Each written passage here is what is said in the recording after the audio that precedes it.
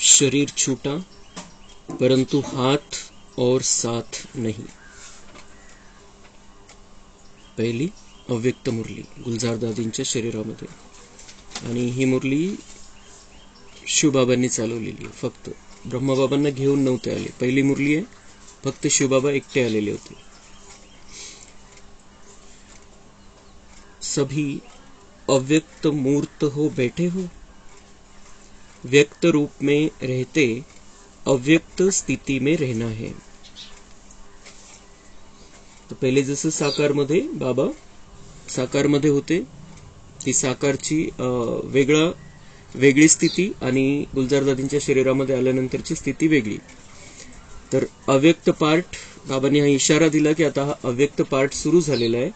तुम्हाला अव्यक्त मिलनाची अनुभूती घ्यायची आहे, तर तुम्हाला अव्यक्त स्थितीमध्ये राहावं लागेल. ब्रह्मबाबामध्ये जेव्हा बाबा यायचे तेव्हा ते व्यक्त, बाबांचा डायरेक्ट रथ, त्यामुळे तितकी गरज नव्हती. ऑटोमॅटिक अनुभव व्हायचं त्यांच्या समोर गेल्यानंतर. पण दादींच्या शरीरामध्ये बाबांचा प्रवेशाला सुरुवात झाली. ही पहिली मुरली आहे. यानंतर मग पक्क झालं की दादींच्या शरीरामध्ये बाबा येणार आहे. तर ही अव्यक्त मिलन सुरू झालं. तर त्यावेळेला जर अव्यक्त स्थितीमध्ये आपण असू तर मिलनाचा अनुभव होतो. आज पण अव्यक्त स्थिती म्हणजे जे मन बुद्धी एकदम स्वच्छ झालेली आहे, परचिंतन नाहीये, देहभान नाहीये आणि अंतर्मुक्तेची स्थिती आहे. दुसऱ्याचं चिंतन नाही करत आहे. आपण आपल्या स्वतःला बघतोय, स्वतःमध्ये परिवर्तन करण्याचं बघतोय, आणि अंतर्मुखी म्हणजे आतल्या गुफेमध्ये आपण राहतोय. आतल्या आत स्वतःला चेक करतोय, आणि आतमध्ये जो आनंद आहे तो कुठेच नाहीये. जो हम अंदर अपने आप में स्थित हो जाते हैं, जब हम आनंद में स्थित हो जाते हैं, हमारे अंदर के आनंद में, अंदर की शांति में, तो ऑटोमेटिक भगवान से कनेक्शन रहता है. आणि मग त्यामुळे ती जी अवस्था आहे, ती जी स्थिती आहे, त्यावेळेला बाबांशी मिलन चांगल्या प्रकारे होऊ शकते. आज आता यानंतर हा सेकंड पार्ट सुरू झाला होता बाबांच्या मिलनाचा 21 जानेवारी 69 दादींच्या शरीरामध्ये. आणि नंतर 2017 पासून बाबांशी आपण कुठेही कसेही कशा प्रकारे मिलन म्हणवू शकतो. मधुबनमध्ये तर मिलनच्या प्रोग्रामच्या वेळेला तो वेगळाच अनुभव असतो. पण असंही आता बाबांनी सांगितलेलं आहे की तुम कहीं पर भी मुझे बुलाओ, मिलन का अनुभव हो जाएगा. तुम ऊपर आओ या मुझे नीचे बुलाओ, सूक्ष्म वतन में आ जाओ या नीचे मुझे बुलाओ. या परमधाम में हम बाबा से मिलन मना सकते हैं, शिव बाबा से, बाप दादा से सूक्ष्म वतन में मिलन मना सकते हैं. पण या सगळ्या मिलनासाठी अति आवश्यक गोष्ट ही आहे की अव्यक्त स्थिती, की आपण देहभानामध्ये जसं दुनियावाले राहतात तसं नाही. काहीही होऊ द्या बाहेर, पण आपला आतली ही स्थिती पाहिजे की मैं आत्मा हूं, परमात्मा की संतान हूं, और आत्मा हूं तो मेरे अंदर सिर्फ 7 गुण है. कोई व्यर्थ नहीं है, कोई परचिंतन नाही है. दुसऱ्या विषयीचं चिंतन काहीच नाही चालवायचं आपल्याला, तेवढ्यापुरतं तेवढं सेवेसाठी. पण त्याचा प्रभाव जो आपल्यावरती पडतो, दुसऱ्यांच्या विचारांचा, दुसऱ्यांच्या स्थितीचा, दुसऱ्यांच्या वागण्याचा, दुसऱ्यांच्या बोलण्याचा, तो प्रभाव आपल्याला आपल्यावरती पडून द्यायचा नाही. आत्माला त्या बाबतीत आपल्याला निर्लेप ठेवायचा.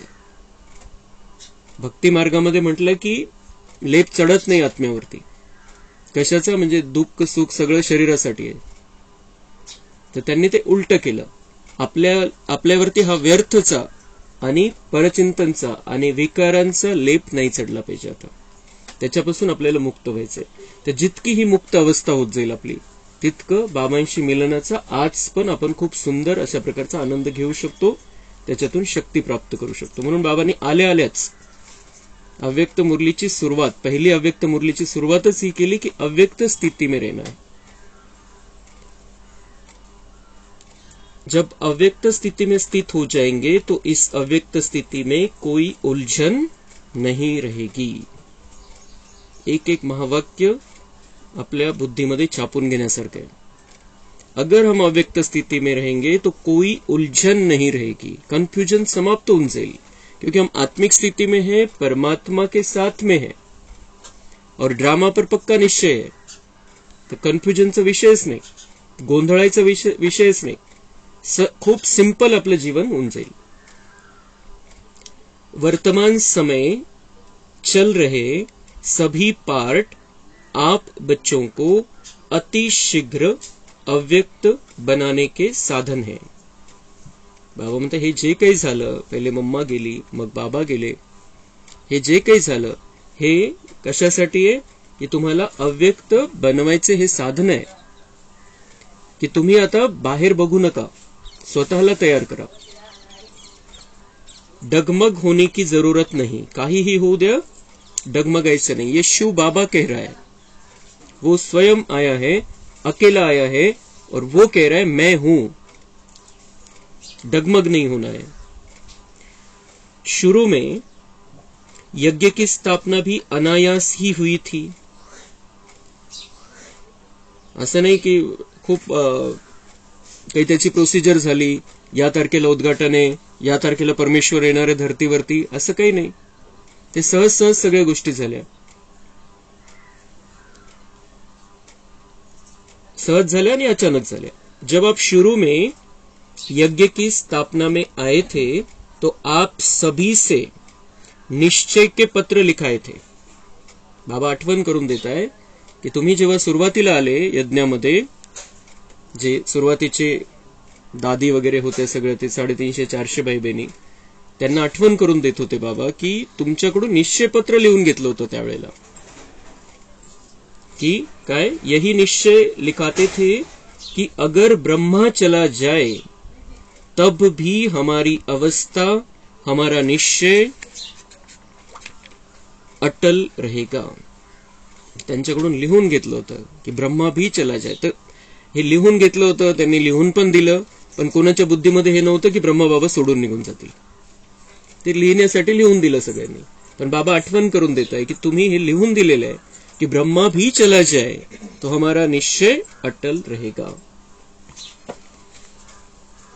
तो हमें भी ड्रामा में चाहे कुछ भी हो जाए, हमारा निश्चय अटल रहना चाहिए. निश्चय ढळला नाही पाहिजे.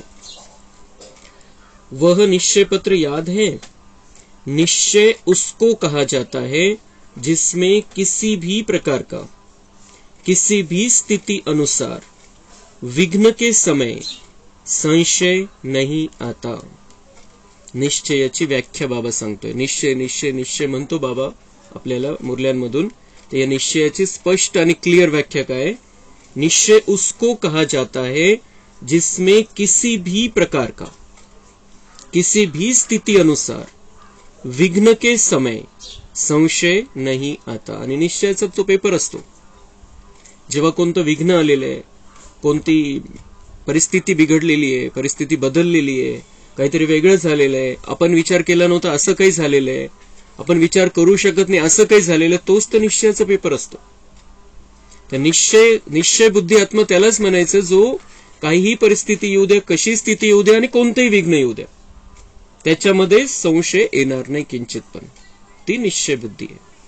तो ऐसे हमें भी आज पक्का करना है कि चाहे कुछ भी हो जाए, कोई भी विघ्न आ जाए हमारे जीवन में, कोई भी परिस्थिति आ जाए, कैसी भी स्थिति बिगड़ जाए, बदल जाए, हमारा निश्चय पक्का रहेगा अपने आप पर, बाबा पर, ड्रामा पर, ईश्वरीय परिवार पर. परिस्थितियां तो बदलनी ही है, बदलती ही रहेगी, लेकिन आप जैसे गीत गाते हो ना, बदल जाए दुनिया न बदलेंगे हम. परिस्थिति बदलेगी, लोग बदलेंगे, सब कुछ होगा, होता रहेगा, लेकिन बाबा म्हणते तुम्हारा पक्का रहना चाहिए. जैसे गीत गाते, बदल जाए दुनिया न बदलेंगे हम. हमें नहीं बदलना है, बदलू द्या बाहेरून काय काय व्हायचं होऊ द्या, लेकिन हम पक्के हैं. तो ऐसे ही आप सभी निश्चय बुद्धि आज के संगठन में बैठे हुए हो. तर आज बाबा पण आपल्याला बघतोय, आपल्याला बाबा सांगतोय कि आप सब निश्चय बुद्धि, बाबा के सब निश्चय बुद्धि बच्चे बैठे हुए हैं. आपकी मम्मा आप सबको कहा करती थी कि निश्चय के जो भी आधार अब तक खड़े हैं वह सब आधार निकलने ही है और निकलते हुए भी उसकी नींव मजबूत है.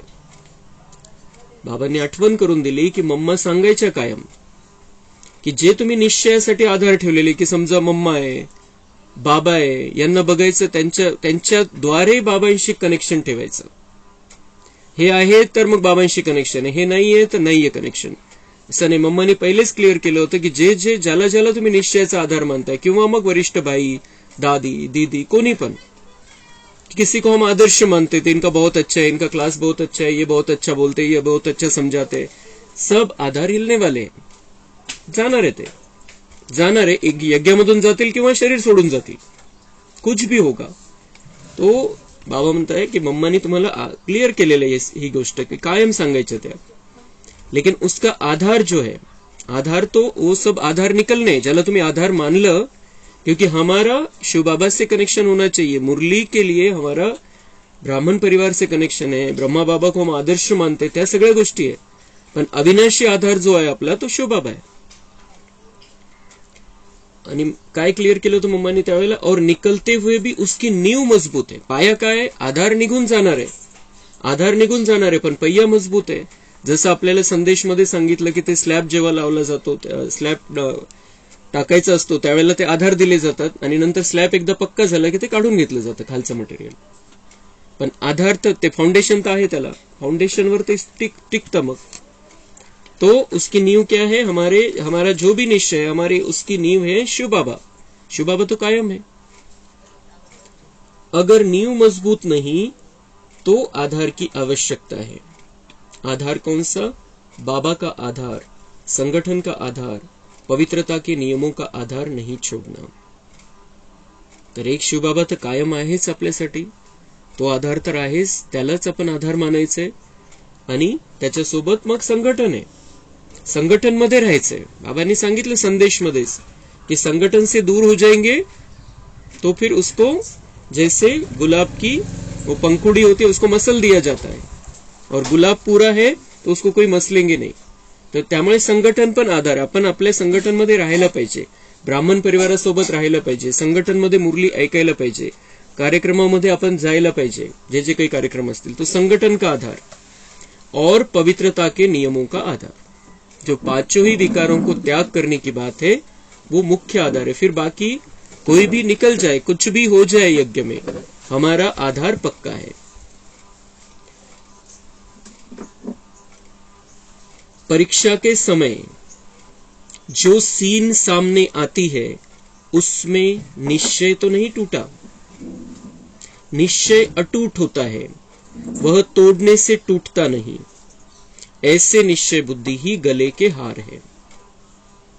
तर बाबा म्हणतात परीक्षा के समय, परीक्षा म्हणजे काय, कोणती तरी सीन समोर येणार, काहीतरी घडणार, काहीतरी होणार, कोणी काहीतरी बोलणार, कोणी काहीतरी आपला अपमान करणार, काहीतरी शब्द वापरणार, काहीतरी आपली तब्येतीमध्ये प्रॉब्लेम येईल, काही नुकसान होईल, आर्थिक नुकसान होईल, पाऊस जास्त होईल, पिकांचं नुकसान होईल, काहीही. ते सगळे पेपर आहे. आणि ते सगळे पेपर बाबांनी आपल्याला त्या दिवशी सांगितलं की उसका रूप क्या बना दो, परिस्थिती पेपर भी नहीं समझो, उसको समझो कि ये टीचर है, शिक्षक है, आणि ही कोणती परिस्थिती आपल्याला काहीतरी शिकवायला आलेली. तो अगर हम उस हिसाब से परिस्थिति को देखेंगे तो हम डगमग नहीं होंगे. काहीतरी शिकायचंय मला याच्यातून, स्वतःला चेक करायचंय आणि चेंज करायचंय.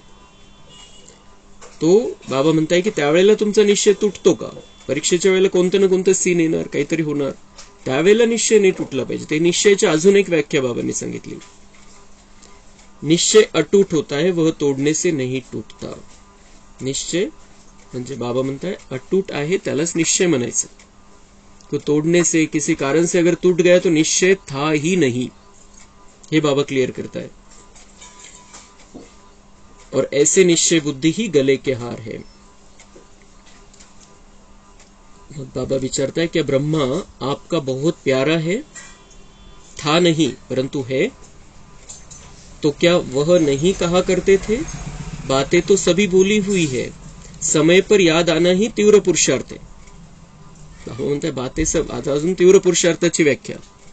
तीव्र पुरुषार्थ काय, बातें सब पता है, ज्ञान सब पता है, तीव्र पुरुषार्थी उससे कहेंगे जिसको समय पर याद आ जाए कि बाबा ने क्या कहा, इस बारे में मुझे क्या करना है, कुछ भी हो जाए तुरंत ज्ञान की बात याद आनी चाहिए, तुरंत बाबा याद आना चाहिए.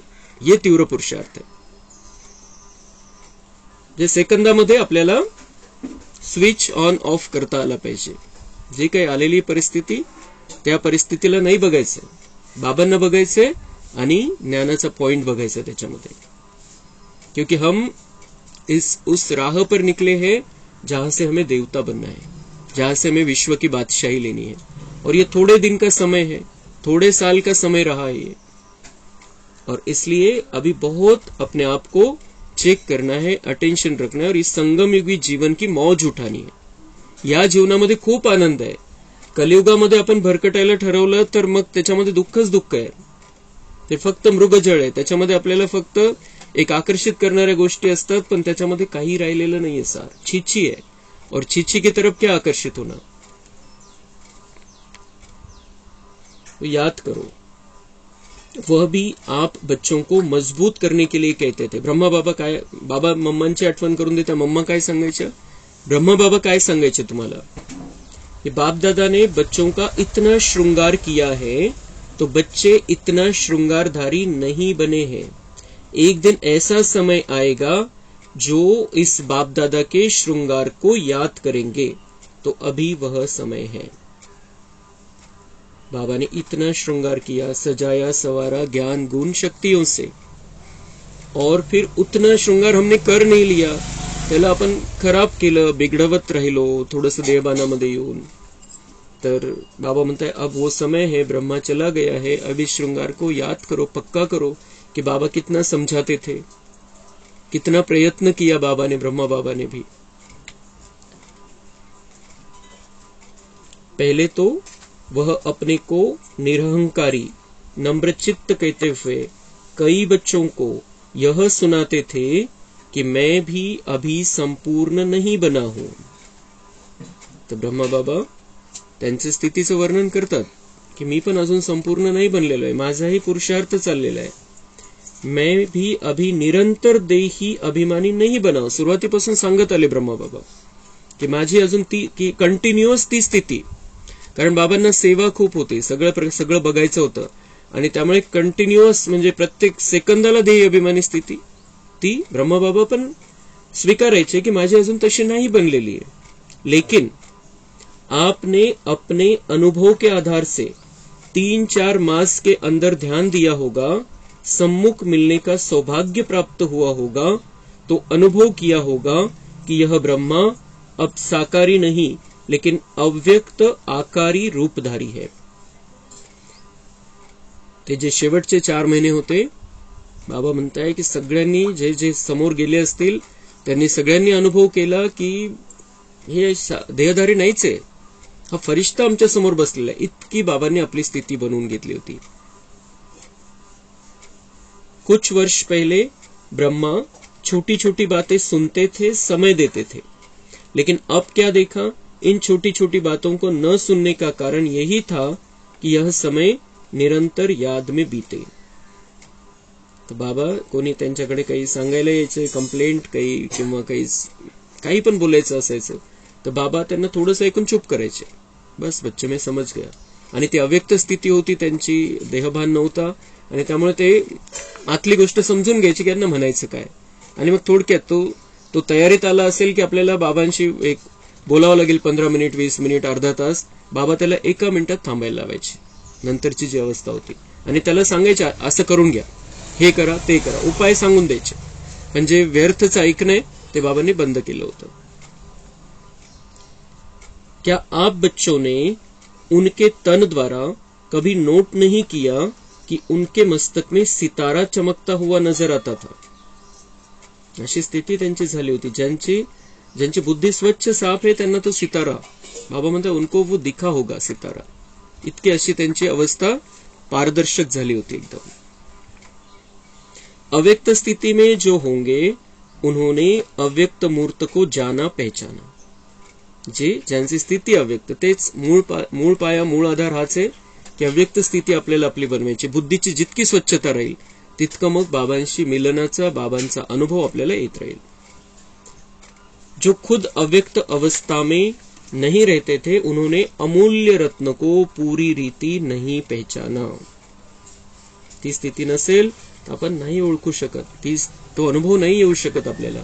म्हणून आजही आपल्याला बाबा मिलनाचा अनुभव घ्यायचा आहे, मधुबनला जाऊन घ्यायचा आहे, किंवा आपण अमृतवेलेला बसतो त्यावेळेला घ्यायचा आहे, किंवा दिवसभरामध्ये कधी बसतो त्यावेळेला घ्यायचा आहे, नुमाशामच्या वेळेला घ्यायचा आहे अनुभव. तर त्यासाठी अव्यक्त स्थिती महत्वाची. बाहेरच्या गोष्टींपासून आपल्याला दूर राहावं लागेल. कौन क्या कर रहा है, क्यों कर रहा है, कैसे कर रहा है, त्याचा प्रश्न आहे, त्याचा पार्ट आहे. आपण त्याच्यामध्ये नाही जायचंय. आपल्या समोर जे आहे, जो प्रश्न आहे, जो प्रॉब्लेम आहे, त्याच्यामधून आपल्याला काय करायचं तेवढंच आपल्याला बघायचं. ती ही अव्यक्त स्थितीसाठी या सगळ्या गोष्टी महत्वाच्या आहेत. अभी भी स्थापना का कार्य ब्रह्मा का है न कि हमारा.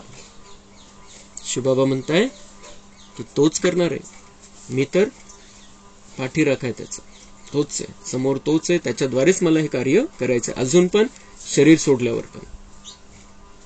अभी भी आप बच्चों की पालना ब्रह्मा द्वारा ही होगी. स्थापना के अंत तक ब्रह्मा का ही पार्ट है. स्थापना के अंत तक ब्रह्मा का ही पार्ट है. क्लिअर केलं होतं बाबांनी. आणि तरी सुद्धा काही भाई बहिणी आता मुरल्या वाचत नाही, पहिलं बघत नाही काय सांगितलेलं, आणि आता काही जण म्हणायला लागले होते की श्रीकृष्ण का जन्म हो गया है. तर श्रीकृष्णाचा जन्म व्हायचा प्रश्नच नाही. बाबा ने क्लियर किया है कि स्थापना के अंत तक ब्रह्मा का पार्ट है.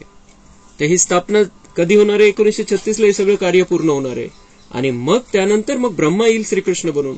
तर तो आता श्रीकृष्ण बनून जन्म झालेला आणि ब्रह्मा म्हणून कसं कार्य करेल? ते सगळ्या गोष्टी बाबांनी क्लिअर केलेल्या मुरलीमधून काय काय व्हायचंय. अभी आप सभी बच्चे सोचते होंगे कि ब्रह्मा द्वारा पढ़ाई कैसे होगी. जे जे प्रश्न बाबा आले होते, सगळ्यांच्या मनामध्ये प्रश्न होते. बाबांचा अंतिम संस्कार झाल्यानंतर ही मुरली चाललेली आहे. अंतिम संस्कार झाला, भोग लावला गेला बाबांना, आणि मग बाबांनी आणि बच्चांच्या मनामध्ये जे जे काही प्रश्न असतील ते सगळे बाबा कॅच करून त्याचे उत्तर देत होते त्यावेळेला. कि अभी आप बच्चे सोचते होंगे कि ब्रह्मा द्वारा पढ़ाई कैसे होगी. बाबा म्हणताय की ब्रह्माद्वारे सगळं होणार आहे. मग आता प्रश्न मनामध्ये येतो की आता तो तर नाहीये साकारमध्ये, मग त्याच्याद्वारे कसं होईल. तो यूं तो वास्तव में अवस्था के प्रमाण कैसे क्यों के क्वेश्चन उठने नहीं चाहिए. बाबा ने कहा है तो होगा, बाबा कराएगा बराबर. क्यों क्या के क्वेश्चन नहीं उठने चाहिए. बाबा म्हणते कैसे होगा, क्यों, असं कसं, असा प्रश्न मनामध्ये येऊ शकत नाही. अगर शिव बाबा कह रहा है कि ब्रह्मा द्वारा कार्य होना है तो होना है, कैसे होगा बाबा देखेगा.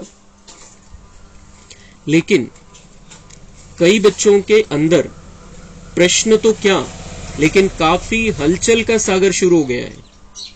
बाबा सगळ्यांची स्थिती चेक करत होते की नुसते प्रश्न नाही आलेले की कसं होणार आहे, पण त्यांच्या आता कसं, म्हणजे तिची घाबरण्याची जी स्थिती असते, किंवा मग असं कसं होईल, आता कसं चालेल, आणि आपण तर, आणि त्यांना असं काही काहींच्या मनामध्ये असा प्रश्न निर्माण झाला असेल की आपण आता धड इकडचे राहिलो नाही, धड तिकडचे राहिलो नाही, ब्रह्मा सोडून गेला, आपण संसार सोडला, इथून ब्रह्मा पण सोडून गेला.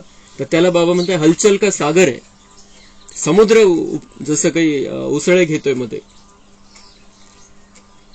तो.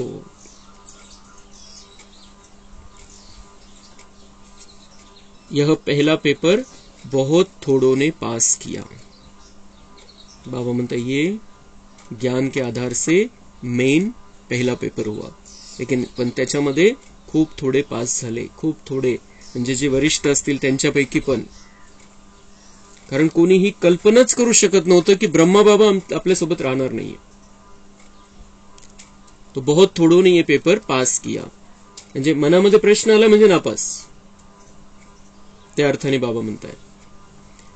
कुछ तो धैर्य रखो. जब अविनाशी ज्ञान है, अविनाशी पढ़ाई है, तो फिर यह प्रश्नों की हलचल क्यों. भगवान को भी प्रश्न कि ये हलचल क्यों. इतकं सुंदर ज्ञान आहे, इतके अविनाशी हे ज्ञान दिलेलं आहे, सगळ्या गोष्टी क्लिअर केलेल्या आहे. आणि बाबांनी साकार मुरल्यामध्ये ब्रह्मा जाण्याच्या आधीच 10 मुरल्या 20 मुरल्या अशा असतील की ज्याच्यामध्ये बाबांचं स्पष्ट महावाक्य आहे की ये व्यक्त ब्रह्मा भी अव्यक्त हो जाएगा. स्पष्ट महावाक्य आहे. कमीत कमी 15 ते 20 मुरल्यामध्ये ते आलेले. तो मग बाबा म्हणते ये सब क्लियर रहने के बाद भी हलचल क्यों होनी चाहिए, प्रश्न निर्माण ही नहीं होना चाहिए. फिर भी उसी हलचल को शांत करने के लिए समझा रहे हैं. बाबा म्हणते ठीक आहे, आता समजवतोय मी तुम्हाला कशामुळे काय. मग ब्रह्मा बाबांच्या द्वारे कसं चालेल हे? पढ़ाई कैसे होगी? क्लास जैसे चलती है वैसे ही चलेगी. पहिले पण मुरली क्लास चालायचे. 1951 नंतर जसं जसं 2 जण 4 जण 5 जण असे स्टार्टिंग झाली मुरली क्लास सगळीकडे, आणि पोस्टाने मुरली यायची. तर क्लास तर चालूच होते, ब्रह्मा बाबा होते तेव्हा पण. तर बाबा म्हणताय की क्लास जैसे चलती है वैसे ही चलेगी. क्या सुनाएंगे? मग आता क्लासमध्ये काय, त्यावेळेला मुरली बाबा येऊन चालवायचे, त्याच्यानुसार क्लास चालायचा. आता क्या सुनाएंगे? जो ब्रह्मा का तन मुकर्रर है तो मुरली उसी के तन द्वारा जो चली है वही मुरली है. बाप दादा की मुरली में ही जादू है, इसलिए जो भी मुरलियां चल चुकी है वह सभी रिवाइज करनी है. हे त्यावेळेला बाबांनी सांगितलं आणि तिथून ही मुरल्यांची रिव्हिजन सुरू झाली. त्यावेळेला मुरल्या कशा चालायच्या? 18 जानेवारी 1969 पर्यंत डायरेक्ट मुरल्या चालायच्या. ब्रह्माबाबांच्या शरीरामध्ये बाबा येऊन ती मुरली चालवायचे, तिथं डायरेक्ट व्हायची. इथं मग पोस्टाने मुरली यायची जिथं जिथं क्लास आहे. तर बाबांनी त्यावेळेला डायरेक्शन दिलं की ब्रह्मा के द्वारा चली हुई वही मुरली है, उसी मुरली में जादू है, और अब ब्रह्मा नहीं है, उसके द्वारा जो मुरलियां मैंने चलाई है वही मुरलियां अभी रिवाइज करनी है, रिपीट करनी है. आणि तेव्हापासून त्या मुरल्या रिव्हिजन व्हायला सुरुवात झाली. 5 ते 7 वर्षाच्या मुरल्या पुन्हा पुन्हा पुन्हा पुन्हा रिव्हिजन होत राहतात. 1969 या दिवसानंतर बाबांनी जे डायरेक्शन दिलं त्याच्यानंतर. जैसे पहले पोस्ट जाती थी वैसे ही मुख्य सेवा केंद्र पर आबू से जाती रहेगी. क्या आपको 1 वर्ष पहले जो मुरली चली थी वह याद है? मग आता प्रश्न पुढचा निर्माण काय होईल? तेच काय ऐकायचं, रिव्हिजन करायची तेच. तर बाबांनी त्या प्रश्नाला पण पकडलं. बाबा म्हणताय की आपको 1 वर्ष पहले जो मुरली चली वो याद है? 1 वर्षापूर्वी कोणती मुरली ऐकली होती आपण?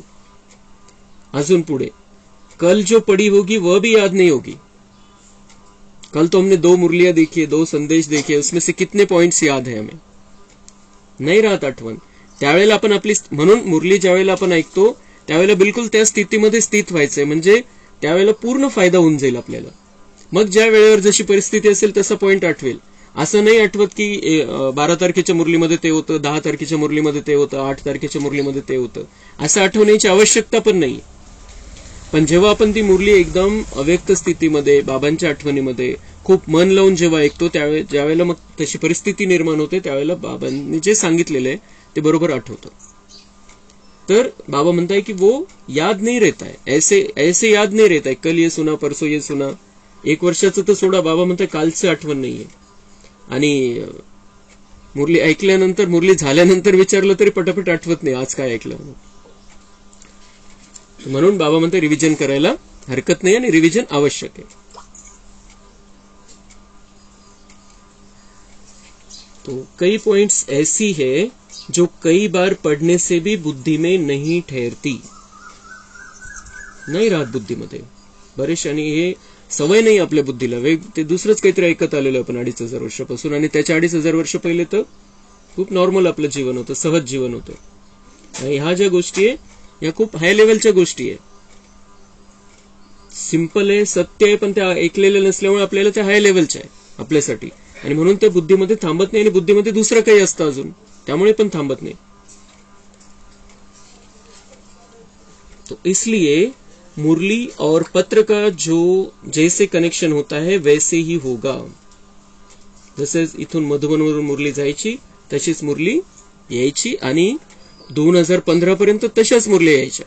नंतर मग आता कॉम्प्युटर इंटरनेटचं जमाना जास्त ते पुढे गेलं सगळं, आणि म्हणून आपण इंटरनेटवरून आता काढून घेतो. पण सिस्टीम हीच होती की मधुबनवरून मुरली सेंटरवर यायची. आता अंतिम समय आलेला आहे म्हणून बाबांनी सगळं सहज करून टाकलेलं आहे. जैसे आप, मग पुढे मुरलीचं झालं, मग मधुबन. जैसे आप मधुबन में रिफ्रेश होने आते हो वैसे ही आएंगे. मधुबन मध्ये जायचे बाबांना भेटण्यासाठी. बाबा म्हणते वैसे ही बाबा मिलन चालू हो जाएगा. क्या करे, किससे मिलने आए? अब फिर यह प्रश्न उठता है. पुढचा प्रश्न काय? ब्रह्मबाबा तर नाहीये, बाबांचा रथ तर नाहीये तिथं, मग कोणाला भेटायला जायचं तिथं? किससे रिफ्रेश होंगे? जो लकी सितारे हैं अर्थात जो निमित्त मुख्य है उनके साथ पूरा संबंध जोड़कर जो भी आपके सेवा केंद्र के रिजल्ट है, समस्याएं है, जो भी सेवा केंद्र की उन्नति है, जो भी नए नए फूल उस फुलवाड़ी से खिलते हैं, उनको भी संगठन का साक्षात्कार कराने मधुबन में ले आना है। साथ साथ ऐसे संगठन के बीच बाप दादा निमित्त बनी हुई संदेशी द्वारा पूरी सेवा करेंगे. सगळं सांगितलं बाबांनी की मधुबन में क्यों आना है, रिफ्रेश होने के लिए आना है. त्याच्यानंतर मग जी तिथं जे निमित्त राहतील त्या निमित्तानं सगळं सांगायचंय, सेंटरवरचं काय, रिझल्ट काय, समस्या काय, त्या सगळं निमित्त बनवले, जे निमित्त राहतील तिथं मुख्य त्यांना हे सगळं सांगायचं, म्हणजे मधुबनशी कनेक्शन ठेवायचंय. आणि जे नवीन नवीन येत राहतात या ज्ञान मार्गामध्ये त्यांना पण हे दाखवण्यासाठी संघटन किती मोठं ईश्वरीय परिवार आणि ईश्वराचं कार्य कसं चाललेलं आहे हे दाखवण्यासाठी त्यांना पण मधुबनला घेऊन यायचंय. आणि मग जेव्हा हे संघटन, मग बाबांनी त्यावेळेला हे अजून क्लिअर केलं कि साथ साथ ऐसे संगठन के बीच बाप दादा निमित्त बनी हुई संदेशी द्वारा पूरी सेवा करेंगे. त्यावेळेला अजून पक्क झालं नव्हतं की दादीच हा पार्ट बजावणार आहे, म्हणून बाबांनी शब्द वापरला निमित्त बनी हुई संदेशी द्वारा पूरी सेवा करेंगे, म्हणजे उसके द्वारा बाबा मिलन होगा.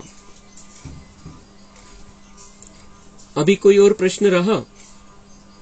मग बाबा म्हणते अजून कोणता प्रश्न आहे का? काही क्लिअर केलंय बाबांनी सगळं, पण अजून प्रश्न बाबाच सांगताय.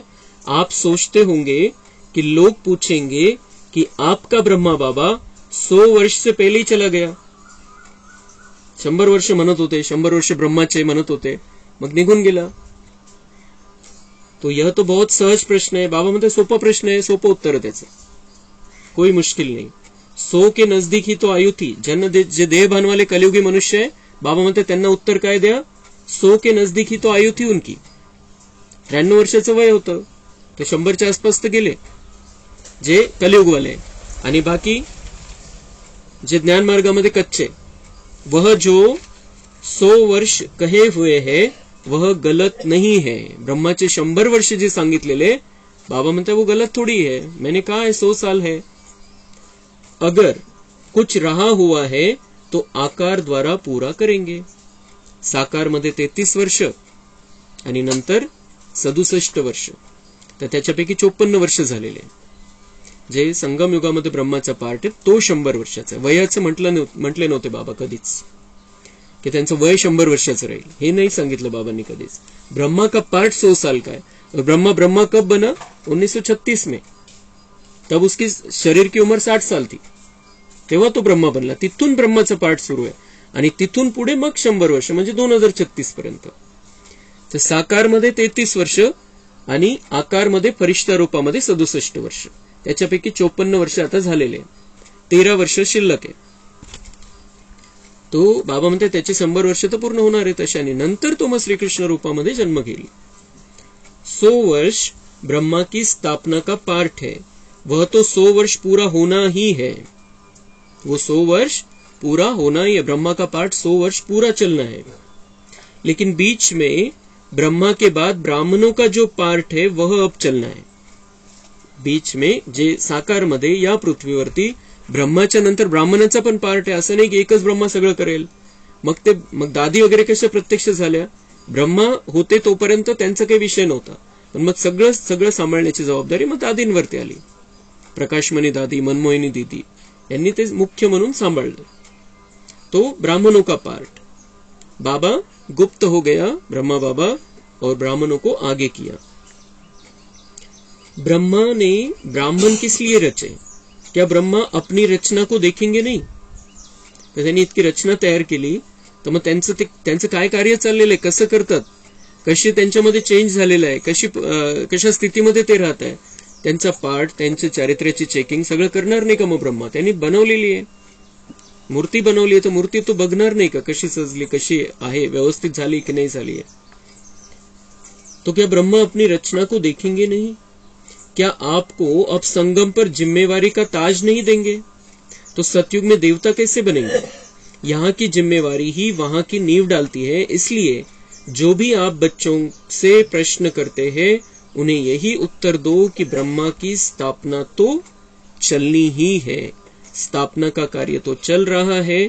ब्रह्मा बाबा ने अभी साकार में पार्ट बजाया, अभी वो फरिश्ता रूप में पार्ट बजा रहा है, वो कहीं गया नहीं है, कमरा बदला है, सिर्फ मधुबन के कमरे से सूक्ष्मवतन के कमरे में गया है, रूम चेंज केली फक्त, तो आहेच, फक्त हाडामासाचं शरीर नाहीये. आणि तो आता जिम्मेवारी देणार नाही तर मग सतयुगामध्ये कसं सांभाळू आपण? जर आता जिम्मेवारी दिली नाही, आपल्याला प्रॅक्टिस नाही झाली तर मग कसं सांभाळणार? सगळं ब्रह्माच बघेल तर बाकीच्यांची प्रॅक्टिस कधी होणार? म्हणून बाबा म्हणते जिम्मेवारी का ताज देने के लिए भी ब्रह्मा को अलग होना पड़ता है यहां से. अभी बच्चों की पढ़ाई का समय बिल्कुल ही नजदीक है. यह तो हर एक मुरली में मम्मा के बाद इशारा दिया है. क्या पेपर में तिथी तारीख बताई जाती है? जे हे ज्ञान मार्गामधले पेपर आहे त्याच्यामध्ये काही तिथी तारीख नाही, कधी पेपर कोणताही येऊ शकतो. आपल्याला हुशार विद्यार्थी बनून राहायचंय, कधी कोणताही प्रश्न येऊ द्या, उत्तर द्यायचंय चांगल्या प्रकारे. जो पहले से ही बताया जाए उसको क्या पेपर कहेंगे? बाबा म्हणतात पेपर पण नका म्हणू त्याला, पहले सांगून टाकलेले की आने वाला है, होने वाला है, कुछ परिस्थिती आने वाली है, कुछ ना कुछ होने वाला है. वो पेपर नाही आहे, कुछ बाबांनी त्याला रूप बदलायला सांगितलेलं आहे. खेळ समजा, मग त्याला समजा ती टीचर आहे, त्याच्यानंतर तुम्हाला काहीतरी शक्ती वाढवण्यासाठी आलेली आहे, आणि ड्रामा है, हिसाब किताब है. पेपर वह होता है जो अचानक होता है. किसी के मन में जो होता है वह अचानक नहीं कहलाता. रिजल्ट में क्या देखा? पूरे पास नहीं हुए, कुछ न कुछ कमी एक एक में देखी. बाबा म्हणतात त्यावेळेला पण हा जो पेपर झाला त्याच्यामध्ये पण बरेच जण म्हणजे जवळपास बरेच जण पास नाही झाले, काही ना काही कमी राहिली, काही ना काही संकल्प चालला. फिर भी बहुत अच्छा, क्योंकि समय पुरुषार्थ का है. अजून पक्के बनलेले नव्हते. बाबा म्हणते समय पुरुषार्थ का है, तरी ठीक आहे, इतकी स्थिती नाही बिघडली. संकल्प आले, व्यर्थ संकल्प चालले, पण स्थिती इतकी नहीं बिगड़ली. उस प्रमाण रिजल्ट अच्छी ही कहेंगे. बाकी तो बाप और दादा दोनों ही एक बात पर खुश थे. वह कौन सी? बच्चों ने संगठन और स्नेह दोनों का सबूत दिया. बाबा मध्ये हलचल मध्ये आले, प्रश्न आले मनामध्ये, पण संघटन मध्ये गडबड नाही झाली, सगळे एक होते. आणि स्नेह, बाबांवरच्या स्नेहामुळे अश्रू येत होते. ब्रह्मा वतन से देख रहे थे कि कैसे कैसे कोई आता है, कब कब आता है, किस रुहाब से आता है, किस स्थिति से मिलते हैं. यह रिजल्ट भी बाप दादा दोनों ही इकट्ठे देखते रहे, तो हर एक खुद को देखे और खुद में जो कमी हो उसको भरे. बाबा म्हणते आम्ही दोघांनी सगळी रिझल्ट बघितली, सगळ्यांची रिझल्ट बघितली, कोण कोणत्या स्थितीमध्ये, कोण कसं चालतोय, कोण कसं बोलतोय, कोण कसं भेटतोय, कोणाला काय स्थिती, सगळं चेक केलं आम्ही. तुम्ही तुमचं चेकिंग करा की तुमची स्थिती कशी राहिली. त्यावेळेच्यांना सांगताय बाबा, पण आता आपण पण चेक करायचंय, कधीही काहीही पेपर येऊ द्या, आपली स्थिती कशी राहते, आणि मग चेंज करायचंय आपण स्वतःला, जर काही प्रॉब्लेम असेल तर. पण आजपासून आपण पक्क करायचंय कि बाबा ने मुझे समझा दिया है कि निश्चय बुद्धि बनकर रहना है, अटल अचल अडोल अखंड रहना है. तो इसलिए चाहे कुछ भी हो जाए, मुझे आगे बढ़ाने के लिए कोई भी पेपर आता है, मुझे स्थिर रहना है, शांत रहना है और मजा लेनी है इस जीवन की. बाकी आज से सभी के लिए कौन निमित्त है वह तो आप जानते ही है. दीदी तो है, साथ में कुमार का मददगार है. तर मनमोहिनी दीदी आणि प्रकाशमणी दादी यांना बाबांनी निमित्त बनवलं. कोणाला त्यांची मीटिंग नाही झाली, बैठक नाही झाली, बाबांनी क्लिअर केलं ये दोनों निमित्त आहे बस. म्हणजे आपण याच्यावरून एक लक्षात घ्यायचं की हे कार्य शिवबाबा करून घेतोय सगळ्यांकडून. नाहीतर असं मग किती गोंधळ होतो. मग आता कोणी सांभाळायचं, गादी कोणी सांभाळायची, पुढे कोण बघणार. इथं गादीचा तर विषयच नाहीये, कुठली वैयक्तिक प्राप्ती कोणालाच नाहीये. तो ये जो कार्य है ये सारा ऊपर से ही चलता है. सगळं काही जे काही चाललंय वरतून चाललंय. म्हणून आपण बघतो आज पण अशी इतके जशी जी स्थिती ब्रह्माबाबांची होती तितकं पॉवरफुल तर कोणी नाहीये. तसं जर पाहिलं तर, आपण जर तसं पाहिलं तर तितके पॉवरफुल कोणी नाही. पण कार्य कसं चाललेलं आहे, वाढत चाललेलं आहे, विस्तार होतोय. कुठल्याही प्रकारचं विघ्न नाहीये आणि हे इतकं सुंदर रीतीने प्रगती होते की त्याचे अपन विचार सुद्धा नहीं करू शकत. क्यों हो रहा है? क्योंकि भगवान चला रहा है इसको. ये सारा कार्य निमित्त बनाकर किसी न किसी को करा लेता है. ये कार्य अपने आप बढ़ते जा रहा है. तो जैसे और सभी लिखापडी चलती थी वैसे ही हेडक्वार्टर्स से चलती रहेगी. जे काही पहिल्यापासून कार्य चालत आलेलं आहे तेच पुढे चालू राहील. जो म्हणूनच मधुबन की जो रीत है पहले से आज तक सेम है. यह दोनों आप सभी की देखरेख करती रहेंगी. क्लियर कट बाबांनी त्यांना मुख्य करून टाकलं की हे दोनों आप सभी की देखरेख करती रहेगी. असं उदाहरण जगात कुठंच नाही सापडणार. इतकं सुंदर उदाहरण कि बाबांनी भगवान कह रहा है, निराकार भगवान जो दिखता नहीं है उस गुप्त भगवान ने आकर ब्रह्मा के बाद जिसने कार्य करना है उसको सौंप दिया.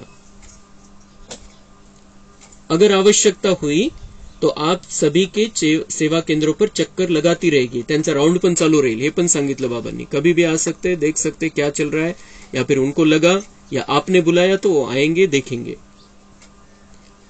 लेकिन अब का पेपर क्या है? यह तो अचानक पेपर निकला. बाबा म्हणतात तो झाला अचानक पेपर, ब्रह्मा गेला. अभी आपका पेपर क्या है? पेपर. मग बाबा म्हणते, बाबा ने जे सांगितलं की पहले बता दिया जाता है उसको पेपर भी नहीं कहेंगे. फोड़तोय बाबा पेपर. तो परंतु जो आने वाला पेपर है वह बताते हैं. कौनता पेपर? अब एक मत, अंतर्मुख और अव्यक्त स्थिति में स्थित होकर संबंध में आओ. एक मत, अंतर्मुख और अव्यक्त स्थिति में स्थित होकर संबंध में आना है. कोणाच्याही कॉन्टॅक्ट मध्ये यायचे. आता तो कसे यायचे? एक मत, एक की मत पर, बाबा ने क्या कहा है उसकी मत पर, और हमारी आपस में भी परिवार में एक मत है, हम जो बाबा के बच्चे हैं, उस एक मत के आधार से अंतर्मुख स्थिति कि हम अपने आप को देख रहे हैं, दुनिया वालों को देख रहे, किसी को देख रहे, सेवा के हिसाब से देख रहे. अंतर्मुखी स्थिति है, हम अंदर गुफा में बैठे हैं, हमारा कनेक्शन एक शिव बाबा के साथ है. ये स्थिति और अव्यक्त स्थिति, बुद्धि में कोई कचरा नहीं है, बुद्धि स्वच्छ है, साफ है, कोई विकारों का प्रभाव नहीं, कोई व्यर्थ का प्रभाव नहीं, कोई परचिंतन नहीं. तर ही या स्थितीचा पेपर आहे. बाबा म्हणतात आता इथून पुढे तुम्हाला ही अशी स्थिती मध्ये राहायचंय आणि तशा स्थितीमध्ये कोणाशीही बोलायचंय, कोणाच्याही कॉन्टॅक्ट मध्ये यायचंय. खूप महत्वाचं आहे. संबंध में किस तरीके से आना है. आणि आज तर त्याची आवश्यकता जास्त आहे. 69 मध्ये बाबांनी जेव्हा मुरली चालवली तेव्हा नव्हती त्याची एवढी आवश्यकता जेवढी आज आहे. आज आपण बघतोय की कोणाला एखादा शब्द वापरला त्याला जर म्हणजे पहिले तर असं व्हायचं की आपण चार चौघामध्ये बोललो तेव्हा त्याला अपमान वाटायचा. चार चौघामध्ये एखादी गोष्ट सांगितली त्यावेळेला अपमान वाटायचा. आज अशी स्थिती त्याला एकटं बोलून जरी आपण सांगितलं तर त्याला तो अपमानाची फिलिंग येते. म्हणून कोणाशी बोलायचंय खूप शुभ भावनेने बोलायचंय. बाबांशी फुल प्युअर कनेक्शन पाहिजे. बिलकुल त्याचं कल्याण व्हावं हीच भावना पाहिजे. शुभ भावनेनेच बोलायचंय. अंतर्मुखी स्थितीमध्ये राहूनच बोलायचंय की परचिंतन म्हणजे तो असा आहे, तो तसा आहे, तो असं कसं करतो, तो असं कसं आहे, या सगळ्या गोष्टी आपल्याला बुद्धीमधून काढून टाकायचे की असं आपल्याला बिलकुल क्लिअर करायचं स्वतःसाठी की आपल्याला तसं बोलायचंच नाहीये कोणाशी.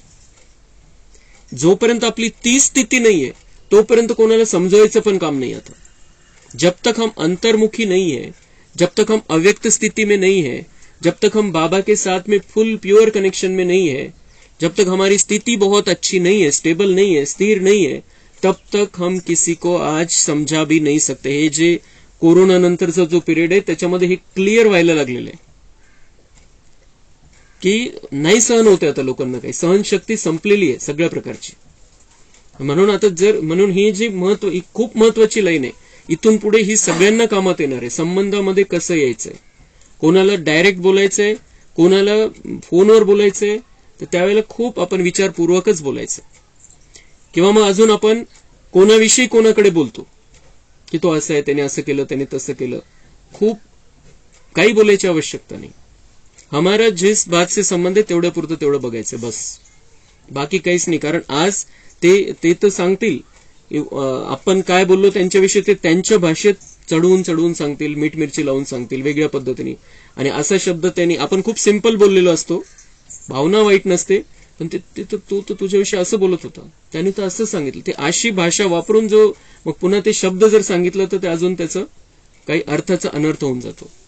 आणि अजून रेकॉर्डिंग पण करून घेतात आजकाल, डायरेक्ट पुरावाच. म्हणून खूप सावधान. तो संबंध में इस तीन, बाबा म्हणतात हे पेपर, त्यावेळेला बाबांनी हा पेपर दिला, पण आज तो आपल्यासाठी खूप महत्वाचा आहे. अंतर्मुख, एकमत और अव्यक्त स्थिती. हे आजच्या मुरलीमधून हे एक पॉइंट जरी आपण बघा, हे सगळं आपल्याला सगळं तर माहित झालेलं कसं कसं बाबांनी डायरेक्शन दिले, पण हा पॉइंट सगळ्यात महत्वाचा आहे. आपलं जीवन आनंददायी, सुखकर आणि शांतिमय होऊन जाईल. खूप सुंदर आपलं जीवन होऊन जाईल. तो बाप दादा जो पेपर बता रहे हैं उसकी रिझल्ट देखेंगे. अजून चेकिंग करायला पण तो बसलेला आहे. मग आज सांगितलं, आज आपण पक्क करून घ्यायचंय, मुझे कैसे आना है कॉन्टॅक्ट में. जर बोलायचं तर चांगलंच बोलायचं. म्हणून तो बाबांनी सांगितलं, तुम्हारी चाल कैसी होनी चाहिए, मोरनी जैसी होनी चाहिए, तुम्हें हंस जैसा रहना है. व्यर्थ बात पत्थर मुख से निकालना ही नहीं है. काहीच नाही बोलायचं, काही पडलेलं नाहीये त्याच्यामध्ये. आणि खूप उलटे परिणाम होत आहे आजकाल. कोण काय बोललं म्हणून खुनापर्यंत मजल जाऊन जाते, असे विषय झालेले सगळे. म्हणून आपण खूप सावधान राहायचं, पक्क करायचं. आणि आपल्याला जर शांती पाहिजे, आनंद पाहिजे, तर काही फरक नाही पडत. कोणाविषयी कशाला काही बोलायचं. आपण सांगायचं, त्याला सकाश द्यायचं आहे. आणि बाबांनी सांगितलेलं आहे की तुम्ही बोलून कोणामध्ये परिवर्तन नाही होणार आहे. आता तुम्हाला जर परिवर्तन करायचंय तर सकाश द्या, शांतीची किरणं द्या, प्रेमाची किरणं द्या. वो बहुत अच्छी आत्मा है, ये सोचो. ओरिजिनल वो बहुत अच्छी आत्मा है. तो बाप दादा जो पेपर बता रहे उसकी रिजल्ट देखेंगे. पक्क करायचे. बाबा बघतोय मला, बाबा चेक करतोय. पिछाड़ी के समय ब्रह्मा तन द्वारा जो शिक्षा दी है वह तो सभी ने सुनी ही होगी और याद भी होगी. आज के दिन इस संगठन के बीच कुछ देने भी आए हो तो कुछ लेने भी आए हो. तो जो लेंगे वह देने के लिए तैयार है. जिसके दिल में कुछ संकल्प आता हो कि ना मालूम क्या हो, ऐसे तो कोई बात नहीं होगी, वह हात उठावे. बाबा म्हणताय की मी सांगतोय की तुम्ही द्या काहीतरी, तर तुमच्या मनामध्ये जर काही संकल्प नसेल तर हात वर करा. काही बाबा जे सांगेल ते कल्याणासाठीच सांगेल, ही भावना ठेवून हात वर करा. अगर सभी संतुष्ट है तो जो लेंगे उसको देने में भी संतुष्ट रहेंगे. 2 बातों का आज इस संगठन के बीच दान देना है. कौन सी 2 बातें? एक मुख्य बात कि आज से आपस में 1-2 का अवगुण न देखना, न सुनना, न चित्त पर रखना. बाबा म्हणते 2 गोष्टीचं दान मला द्या. कोणाचेही अवगुण बघायचे नाहीये. ठीक आहे, सकाश द्यायची, त्याला चित्त आपल्या बुद्धीमध्ये नाही ठेवायचं, आपल्या मनामध्ये नाही ठेवायचं है. न सुनना, ऐकून पण घेण्याची आवश्यकता नाहीये. डायरेक्ट सांगायचं, मला नका सांगू. अगर कोई बहन या भाई की कोई भी बात देखने में आए तो निमित्त बने हुए जो है उनके द्वारा उनको इशारा दिला सकते हो. जे निमित्त भाई बहिणी बनलेले आहेत त्यांच्याद्वारे इशारा देऊ शकतो की असं असं आहे, असं वाटतं. तुम्ही ब्राह्मण परिवाराविषयी, बाहेरच्या विषयी नाही. दुसरी गोष्ट, एक दान हे द्या, कोणाच्या अवगुण नाही बघायचे, कोणाशी संबंधामध्ये कसं यायचंय हे बिल्कुल क्लियर ठेवायचं आपल्याला आजपासून. और दूसरी बात, कई लोग आपके निश्चय को डगमग करने के लिए बातें बोलेंगे, आवाज फैलाएंगे. त्यावेळेला किती क्लियर बाबांनी सांगितलं होतं की काय म्हणतील आता लोक. ब्रह्मा चला गया तो क्या बोलेंगे? कई लोग आपके निश्चय को डगमग करने के लिए बातें बोलेंगे, आवाज फैलाएंगे कि अब देखो यह संस्था कैसे चलती है. बघा आता कसं होतं यांचं. बरेच जण टपलेले होते की यांचं आता ब्रह्मा गेला, आता ही संस्था आता जाणार, आता काही राहणार नाही यांचं.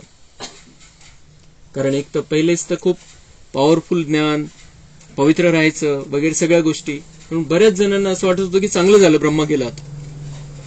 बाबांनी काय सांगितलं, लेकिन उन लोगों को यह मालूम नहीं कि इन्हों का आधार अविनाशी है. जे असं म्हणताय की ब्रह्मा गेल्यावर बघू आता काय होतं यांचं, त्यांना माहितीच नाही की यांचा आधार कोण आहे, अविनाशी है, शिव बाबा है इनका आधार. दूसरा, यह भी ध्यान में रखना कि कोई भी हिलाने की कोशिश करे तो जैसे आप बच्चों का कल्प पहले का गायन है, अंगत के समान पाव को नहीं हिलाना है, ऐसे निश्चय बुद्धि अडोल एक रस हो जो आने वाले लास्ट पेपर है उनमें पास होंगे. तर बाबा म्हणता है की वो जो तुम्हें कोई कितना भी हिलाने की कोशिश करे, ते ब्रह्माचा विषय होता तेव्हा. आता अशा अनेक गोष्टी येऊ शकतात काही पण कोई कितना भी हिलाने की कोशिश करे, बाबा म्हणताय अंगतचं जे कहाणी बनलेली तुमच्यावरती आहे. तुम्ही तुमचा जो निश्चयाचा पाय तो हलू देऊ नका, पक्के रहा एकदम. आणि जे असे राहतील, निश्चय बुद्धी पक्के राहतील, तेच लास्ट पेपर मध्ये बाबा म्हणताय पास होणार आहे.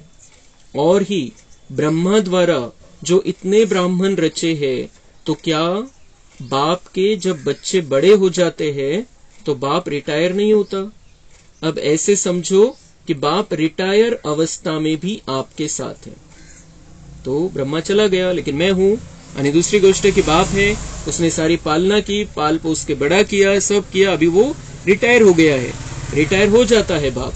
तर तसं बाबा म्हणते लेकिन ये रिटायर होकर भी आपके साथ में है. आधार म्हणून तर आहे, तो रिटायर झालेला आहे पण आधार तर आहे. तो अब ऐसे नहीं समझो कि बाप रिटायर अवस्था, अब ऐसे समझो कि बाप रिटायर अवस्था में भी आपके साथ है. आप बच्चों को कार्य देकर देखते रहेंगे. आपको ये कार्य सोपा है, अभी वो देखते रहेंगे, बघत राहतील. आधार आहे खूप मोठा, पाठिंबा देतील. शरीर छूटा परंतु हाथ साथ नहीं छूटा. शरीर छूटा है सिर्फ, लेकिन साथ नहीं छूटा है. शरीर छूट गया ब्रह्मा का, साकार हड्डी मांस का शरीर छोड़कर वो चला गया, लेकिन साथ तो है, आज भी है.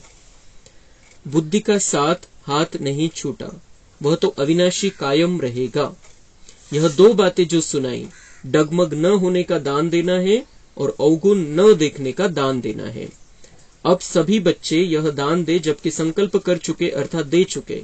संकल्प की हुई चीज कभी वापस नहीं ली जाती. अगर माया वापस लेने की कोशिश कराए भी तो यदि अपने ऊपर जांच होगी तो पास हो जाएंगे. बाबा म्हणते या दोन गोष्टीचं दान द्या, आणि तुम्ही संकल्पाने मला दान दिलेले, माया घ्यायचा प्रयत्न करेल पण तुम्ही दिलेली वस्तु परत घेऊ नका. हमने दान में दिया है कि अभी हम डगमग नहीं होंगे, अभी हम किसी का अवगुण नहीं देखेंगे, अभी हम संबंध में, अंतर्मुखता में, एकमत से और अव्यक्त स्थिति से आएंगे. निमित्त बनी हुई दीदी और कुमार का जिस संदेशी को मुकर्रर करेगी उन्हों के द्वारा डायरेक्शन मिलेंगे. आता पुढचे डायरेक्शन कसे भेटतील? बाबा म्हणताय जे नक्की कराल तुम्ही, दीदी आणि दादी दोघांना जबाबदारी दिली, कोणाला हा पाठ द्यायचा. आता कोणाच्या शरीर, बाबांना माहितीये की गुलजार दादींच्या शरीरामध्येच यायचंय, पण बाबा बच्चांना मान देतो की तुम्ही ठरवा.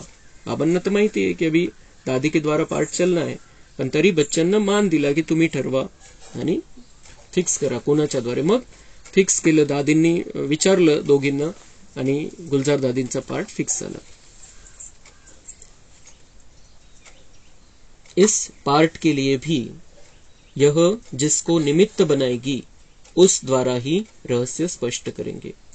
अब तो निरंतर याद की यात्रा और जो शिक्षा मिली है उसे प्रॅक्टिकल लाईफ में धारण करने का सबूत देना है. निरंतर आठवणीमध्ये राहायचंय आणि जे जे काही आतापर्यंत सांगितलेल्या मुरल्यांमधून बाबा म्हणतात त्याला प्रॅक्टिकल मध्ये आणायचंय. अगर ब्रह्मा बाबा के साथ स्नेह है तो स्नेह की निशानी क्या है? स्नेह यह नहीं कि दो आंसू बहा दिए. तो ब्रह्मा से प्यार है तो प्यार की निशानी रडले, तुम्ही रडू आलं सोडून गेला म्हणून, ये प्यार की निशानी नहीं है. प्यार की निशानी ये है, परंतु स्नेह उसको कहा जाता है जिस चीज में उसका ब्रह्मा बाबा का स्नेह था उससे आपका हो.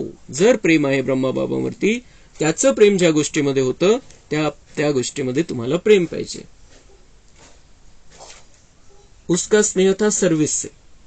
बाबांचं स्नेह कशाशी होतं? सेवा सेवा सेवा सेवा, सेवेचं जीवन पूर्ण. सेवा से स्नेह था और बाबा ने बहुत बार बताया है मुरली से स्नेह था. अंतिम दिन तक, लास्ट दिन तक, शरीर छोड़कर जाने के पहले भी बाबा ने मुरली चलाई.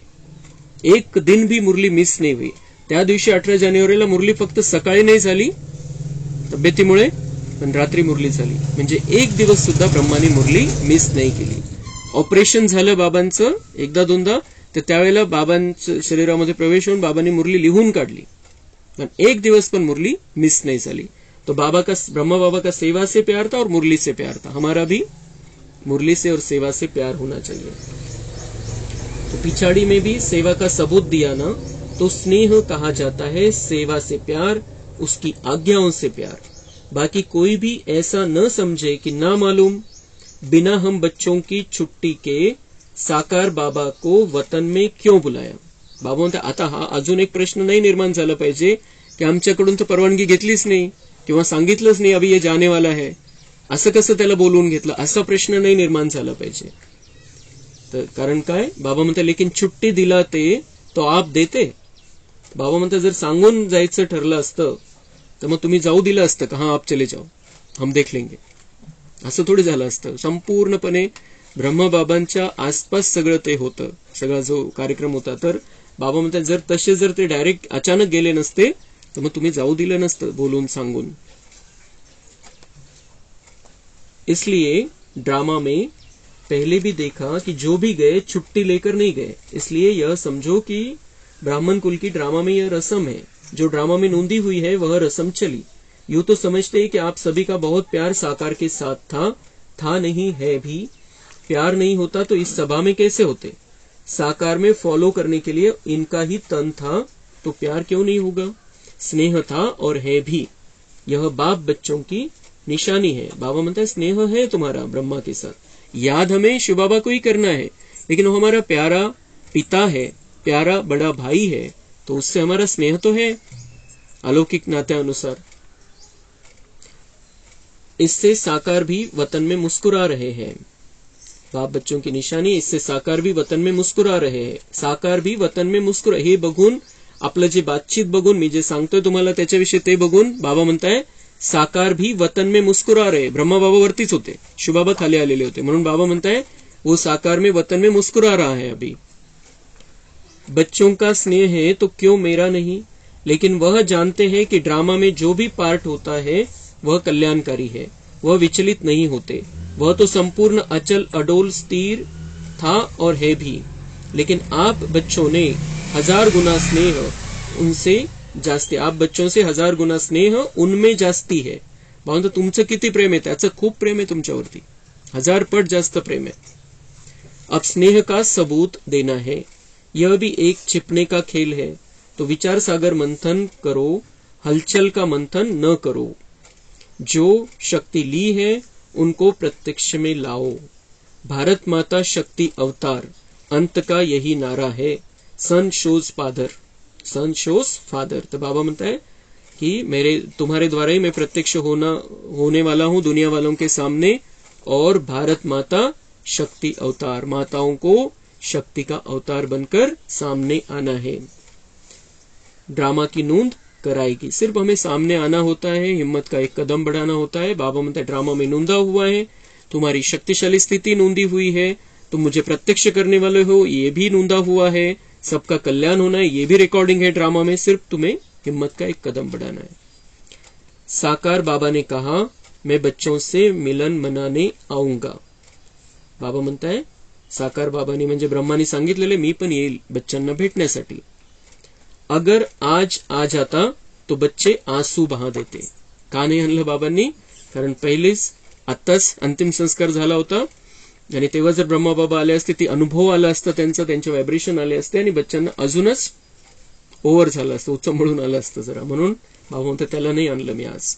तर पुढची जी मुरली चालली आहे मग फक्त ब्रह्मा बाबा आलेले होते। 21 तारखेला ही चालली, 23 तारखेला शिवबाबा नाही आले, फक्त ब्रह्मा बाबा आले, आणि त्याच्यानंतरच्या ज्या मुरल्या आहेत त्या दोघांनी सोबत चालवलेल्या। अच्छा, ओम शांति।